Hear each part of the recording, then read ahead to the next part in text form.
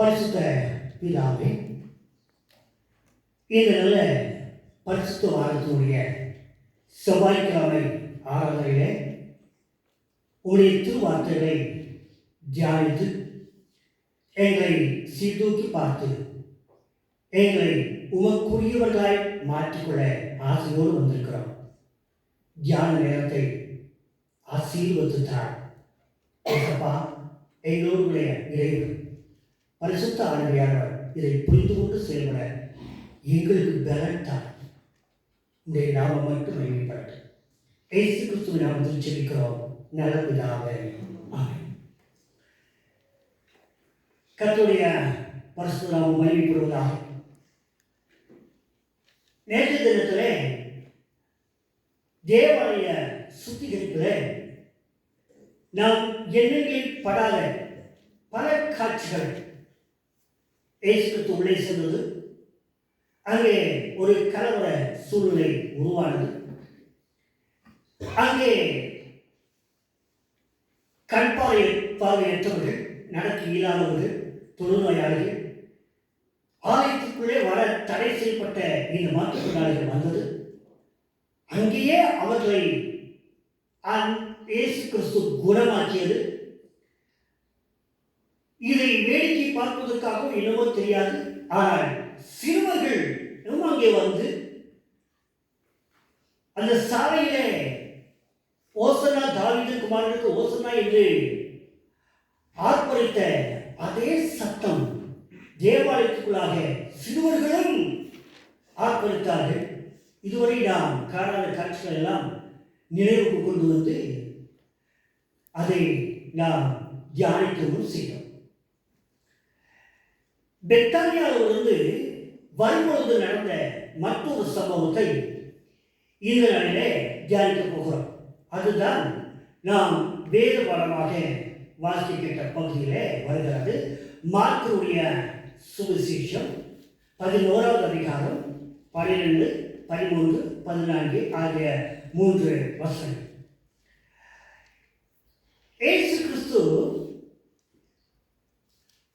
அவர் எருசலேமுக்கு வரும்போது அவர் மரணத்தை எதிர்கொண்டு வருகிறார். மறிக்க வேண்டும் என்பதற்காக அங்கே வருகிறார். மரண தண்டனை அவர் ஏற்க வேண்டும்.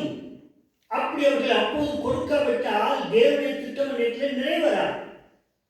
அது எப்படியாவது அவர்கள் மறிக்க வேண்டும் என்ற நோக்கத்தை நிறைவேற்ற வேண்டுமானால் அவர் சில காரியங்களை செய்ய வேண்டும். அதற்காகவே மனப்பூர்வமாக அந்த இடத்துல பரிசேயர்கள், வேதவான்கள், பிரதான ஆசாரியர்கள், ரோம அதிகாரிகள் இவர்கள் எல்லாருமே மனப்பூர்வமாகவே இயேசு கிறிஸ்து கோபம் ஊட்டுகிறார் என்று கூட இந்த பகுதியில் அநேக வசனங்கள் மூலமாக நாம் புரிந்து கொள்ள முடியும். மத்திய சுவிசேஷத்தில் 21ஆம் அதிகாரத்தில் வாசித்த பகுதிக்கு அப்புறமாக வாசிக்கும் பொழுது 21, 22, 34, 43, 44 இந்த வசனங்களெல்லாம் வாசிக்கும் பொழுது அவர் இயேசு கிறிஸ்து இவருக்கு எதிராகவே பேசுவதை பார்க்க முடியும்.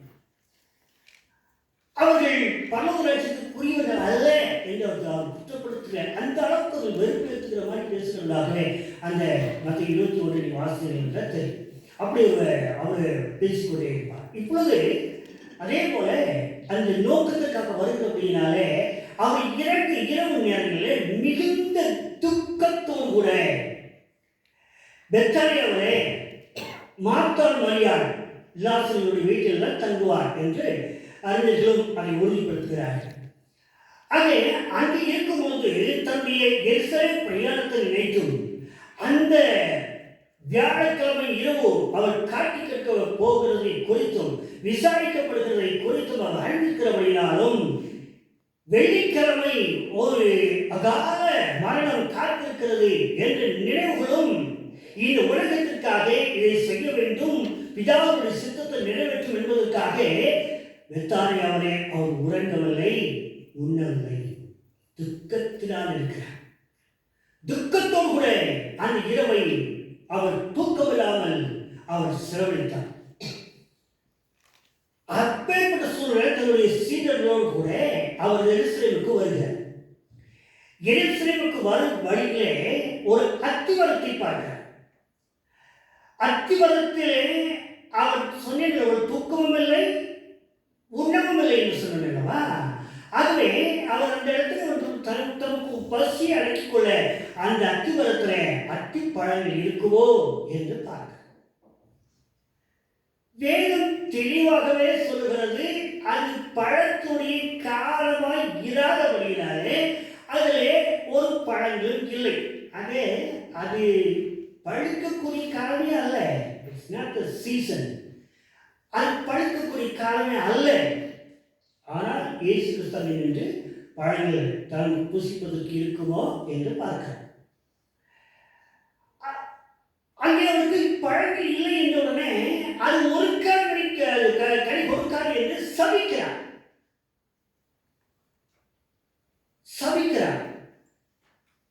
அப்பொழுது திரும்ப வரும்பொழுது அது பட்டு போயிருக்கிறதையும் நீங்கள் பார்க்கிறார்கள். ஆண்டவர் சபித்து அது பட்டு போகவும் செய்கிறது. இதுதான் சம்பவம். நீங்கள் நன்றா ஆண்டுடைய ஊழியர்கள் முழுவதுமே நீங்கள் ஆராய்ந்து பாருங்கள்.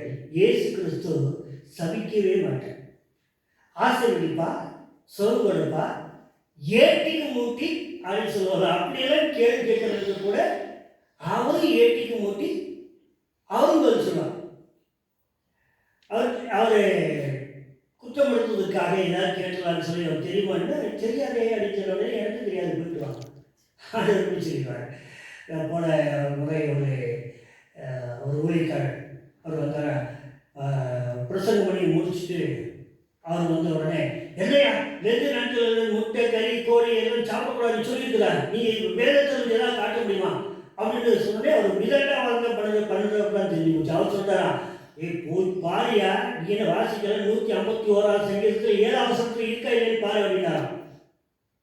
அதுக்கப்புறம் தான் அவர் அமைதியா அப்படி அறியாமல் போயிட்டார். உங்களுக்கு தெரியும் தானே 151ஆம் சங்கீதத்தில் 7ஆம் வசனம் உங்களுக்கு மனப்பாடமாக தெரியல, தேடி பார்த்துக்கோங்க.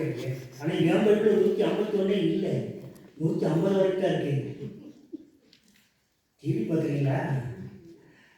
அவர் சும்மா அந்த ஏட்டி கூடி பேசுறது இப்படிதான் இயேசு கிறிஸ்து பேசியிருப்பாரு. அந்த ஊழியக்காரர் தமாசம் வச்சாங்க. அப்போ அதே மாதிரி இயேசு கிறிஸ்து இப்படிதான் பேசிப்பாரு, யாரையும் சபிக்க மாட்டார். சாத்தான் அவ்வளோ பெரிய சோதனை பண்ணிட்டு கூட சபிக்கல. அவர் என்ன சொல்றாரு, அப்பாலேவோ சாத்தான் எவ்வளவுதான் துரத்தி விட்டார். அவரை ஜோகித்தவர்களை சபிக்கவில்லை, அவரை ஏமாற்றவர்கள் சபிக்கவில்லை, அவரை சண்டையில் வந்தவர்கள் சபிக்கவில்லை, யாருமே சபிக்கவில்லை. ஆனால் அசியர்கள் அத்திமரத்தை சபித்தார் என்று பார்க்கிறோம். அத்திமரத்தை குறித்து நான் தெரிந்து கொள்ளலாம். அத்திமரம் என்பது அது ஒரு இஸ்ரவேலுடைய ஒரு கௌரவம். அது மிகுந்த ஆசீர்வாதத்தின் அடையாளமாக வைத்திருந்தார். அது சமாதானத்தை எடுத்துரைக்கிற ஒரு மரம். என்ன சொன்னால் அது நல்ல ஆக்சிஜன் காற்றை கொடுக்கக்கூடிய ஒரு நல்ல மரம். ஆகவே அதில் நல்ல ஒரு மருத்துவ குணம் அதுக்குள்ளாக இருக்கிறார். அத்திமரத்தை பல விதத்தில் மருத்துவங்களுக்கும் பயன்படுத்துவதனால அது ஆசீர்வாதம், நன்மையின் அடையாளம், சமாதானத்தின் அடையாளம் என்று பல நற்குணங்களை உடைய மரமாக அது இருக்கும். இத்தோடு கூட அது தகுந்த காலங்களிலே கனிகளை கொடுத்து அது அதனுடைய ஐஸ்வர்யத்தையும் வெளிப்படுத்தக்கூடியதாக ஒரு நல்ல மரம் தான் இந்த அத்திமரம். அப்படி இவ்வளவு சிறப்பு மிக்க மரம் இது. ஆனால் இயேசு கிறிஸ்துவுக்கு அந்த நேரத்தில் என்ன தேவையோ அந்த தேவையை அது நிறைவேற்றவில்லை. எவ்வளவு சிறப்பு இருக்கலாம், நாட்டிலேயே மதிக்கப்படத்தக்க நல்ல பழகைகள் கொடுக்கிற, நல்ல காற்று கொடுக்கிற, நல்ல மருத்துவ சக்திகளை கொடுக்கிற, நல்ல பழங்களை கொடுக்கிற, ஆசீர்வாதத்தின் அடையாளமாக, நற்குணங்களின் அடையாளமாக, சமாதானத்தின் அடையாளமாக இந்த மரம் மதிக்கப்படலாம். ஆனால் ஆண்டவர் அதை பார்க்கல.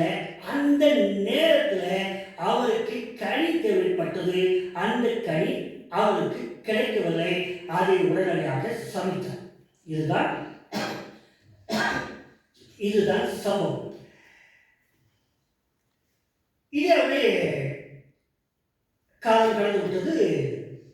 வேறு வேறு நிகழ்ச்சிகள் நடந்தன. ஆண்டவர் கடந்து சென்றார். இதை குறித்து சீஷர்களும் ஆச்சரியமாய் அவரிடத்தில் சொன்னார்கள். அதையும் கேட்டுக்கொண்டார். ஆனால் அது பரிசுத்த வேதாகமத்தில் இந்த பகுதி குறிக்கப்பட்டிருக்கிறது என்றால் ஆவியானவருடைய அனுமதியோடு கூடத்தான் இந்த வேதம் முழுவதுமே எல்லா வசனங்களும் இருக்கிறது என்று ஒரு எழுத்து கூட அவருடைய அனுமதி இல்லாமல் அங்கே இல்லை. அவருடைய தூண்டுதல் இல்லாமல் எந்த எழுத்துக்களுமே அங்கே எழுதப்படவில்லை. அது இந்த சம்பவம் அவருக்கு கொடுக்கப்பட்டிருக்கிறது என்றால் அதில் ஒரு நோக்கம் கண்டிப்பாக இருக்கும். அதைத்தான் நல்ல நாம் புரிந்து கொள்ள வேண்டும். அதை நம்மோடு கூட ஒப்பிட்டு பார்க்க வேண்டும். அந்த அத்தி மரத்தை நம்மோடு ஒப்பிட்டு பார்க்க வேண்டும். அந்த அத்தி மரத்துக்கான நற்குணங்கள் என்று அநேகம் இருக்கின்றன. நமக்குள் அநேக நற்குணங்கள் இருக்கின்றன. முதலாவதாக இருக்கிற பெரிய நற்குணம் இந்த நாளிலே நான் உங்களிலே காண்பது, ஒருவேளை எனக்கு வேலை இருக்கிறது அல்லது வேலைக்கு போன டயர்டாக இருக்கிறது, எனக்கு அதற்கு நேரமில்லை இதற்கு நேரமில்லை என்று இந்த மாலை 6 மணிக்கு நீங்கள் வராமல் இருந்திருக்கலாம். ஆனால் ஆண்டவருக்கு என்று நேரத்தை கொடுக்க வேண்டும் என்ற உத்வேகம் ஆர்வம் உங்களுக்கு இருக்கிறது. அது ஒரு நற்குணம். இதே போல நம் ஒவ்வொருவருக்கும் இது மட்டுமல்லாமல் அநேக நற்குணங்கள் இருக்கும். எல்லா நற்குணங்களும் இருக்கு. நன்மை செய்வோம், அதை உதவி செய்யலாம், அல்லது ஜெபிக்கலாம், உபவாசிக்கலாம், எல்லாம் செய்யலாம். ஆனால் ஆண்டவர் இயேசு கிறிஸ்து நம்மிடத்தில் வரும்போது அவரை எதிர்பார்க்கிற அந்த கனி, ஒருவேளை ஆவிக்குரிய கனிகள் என்று கலாச்சார 5:22 வாசிக்கிறோமோ அந்த கனிகள் கூட வைத்துக் கொள்வோமே, அந்த கனிகள் அவரை எதிர்பார்க்கிற அந்த நேரத்தில் அவர் நம்மிடத்தில் பார்க்க முடிகிறதா? ஆண்டவருடைய பார்வை பிடித்தார். நல்ல மரம் நல்ல கனிகளை கொடுக்கும், கெட்ட மரம் கெட்ட கனிகளையே கொடுக்கும். உபதேசம் தானே. அதற்கு கனி கொடுக்கிற வாழ்க்கை என்பது லெந்து நாட்களுக்கு கனி கொடுப்பது, மற்ற நாட்களே கனி கொடாமல் இருப்பது, பண்டிகை நாட்களிலே கனி கொடுப்பது, மற்ற நாட்களே கனி கொடாமல் இருப்பது, அப்படி அல்ல. அது கனி கொடுக்கின்ற காலமாக இல்லாது என்று அறிந்திருந்தோம். பொதுவாகவே அந்த இஸ்ரவேல் நாட்டில் அத்திமரம் இருக்கிறது, விவசாயம் இருக்கிறது. ஒவ்வொரு யூதருக்கும் அது தெரியும். அது எப்போ கனி கொடுக்கும், எப்போ கனி கொடுக்காதுன்னு சொல்லி யூதருக்கு அது முக்கியமான மரம் என்பது அவர்களுக்கு தெரியாமல் இருக்கார். இயேசு கிறிஸ்து யூதர் தானே, அவர் அங்கே வளர்ந்தவர் தானே. அது மட்டும் இல்லை, யூதர்களிலே அவருக்கு அவர் ஆண்டவர் அல்லவா, தேவகுமாரன் அல்லவா, அவருக்கு இது தெரியாதா? இதை அவர்களை சாதாரண யூதரை கற்று அதிகமாக தெரியும். அப்படி இருந்தும் அவர் எதிர்பார்க்கிறார். அது நமக்கு கொடுக்கிற செய்தி. அவரோடு கூட நடந்து வந்த அந்த சீஷர்களுக்கு அவர் கொடுத்த செய்தி. இப்பொழுது அந்த செய்தி நமக்கு அவர் கொடுக்கிற செய்தி, இயேசு கிறிஸ்து நமக்கு கொடுக்கிற செய்தி, கனி கொடுக்கிறீர்களா? எல்லா சூழல்களும் இந்த உலகத்திலே நாம் அந்தந்த நேரங்களில் கனி கொடுக்கிறவர்களாக இருக்கலாம். ஆனால் இயேசு கிறிஸ்துவின் பார்வையில எப்பொழுதும் கனி கொடுக்கிறவர்களாக இருக்க வேண்டும். அதுக்காகத்தான், அதை உணர்ந்து கொள்வதற்காகத்தான் இயேசு கிறிஸ்து நீண்ட உபதேசம் பண்ணுகிறார். மத்தேயு 24 அதிகாரம் 25 அதிகாரம் 2 அதிகாரங்கள் வாசிக்கும் பொழுது கடைசி கால நிகழ்ச்சிகளை சொல்கிறார். அதிலே 10 கன்னிகைகள், அதிலே 5 பேர் எப்படி எச்சரிக்கையாக இருந்தார்கள், 5 பேர் எப்படி ஒரு கவனக்குறைவாக இருந்தார். தேவனுடைய ராஜ்யத்தை குறித்த உபதேசங்கள், நியாய தீர்ப்பை குறித்த உபதேசங்கள், வெள்ளாடு ஒரு பக்கம், செம்மறியாடு ஒரு பக்கம் என்று ஆடுகளை பிரிவுபடுத்தி நல்ல குணாதிசயங்கள் உள்ளவர்கள் ஒரு பக்கம், கெட்டக்கூடாதுன்னு சொல்லி ஒரு பக்கம் அந்த உபதேசம் இருக்கிற அதான் கனி கொடுக்கிறது. நான் பசியா இருந்தேன், எனக்கு குடிக்க கொடுத்தாய். உன்ன கொடுத்தாய், தாகமாக இருந்தேன், எனக்கு குடிக்க கொடுத்தாய். நான் சிறையில் இருந்தேன், என்னை காண வந்தாய். வஸ்திரம் இல்லாமல் இருந்தேன், வஸ்திரம் கொடுத்தாய். இந்த செய்வதற்கு நீ எதை செய்தாய்? எனக்கே செய்தாய். மறுபுறம் அதை செய்யவில்லை என்று சொல்கிறார். அது ஒவ்வொரு சூழ்நிலையும் கனி கொடுக்கிற சூழல் என்பது அந்த கடைசி நேரத்தில் கர்த்தராகிய இயேசு கிறிஸ்து உபதேசங்களை மத்திய 24, 25 அதிகாரங்களை முழுமையாக வாசிக்கும் பொழுது புரிந்து கொள்ள முடியும். அது கனி கொடுக்க வேண்டும். ஆண்டவர் பார்ப்பது எல்லா காலங்களிலும் நீங்கள் நானும் கனி கொடுக்க வேண்டும் என்பதுதான். அது இந்த பரிசுத்த செவ்வாய்க்கிழமை நாம் கூட தீர்மானிக்கும். இந்த 2 நாட்களுக்கு மட்டுமல்ல ஆண்டவரே, நாங்கள் எப்பொழுதுமே கனி கொடுக்கலாக இருக்க எங்களுக்கு கிருபை தாரும், அதற்கான பலன் தாரும் என்று ஆண்டவரத்திலே நாம் மன்றாடுவோம். நமக்காக கனி கொடுத்தவராய்தான் அவர் தன்னுடைய மரணத்தை ஏற்றுக்கொண்டு உயிர் திறந்தார். அந்த தேவனத்திலே ஆண்டவரே, நானும் ஒவ்வொரு நாளும் எப்பொழுதும் உம்முடைய பார்வையிலும் மனுஷருடைய பார்வையிலும் கனிகளுக்கு ஒரு நல்ல வாழ்க்கையை எங்கள் தாழ்வு மண்டாவோ அப்பேற்பட்ட நல்ல வாழ்க்கையை கர்த்தர் நமக்கு தருவாராக. இந்த திருவார்த்தைகளால் கர்த்தர் நம்ம ஒவ்வொருவரையும் ஆசீர்வதிப்பாராக.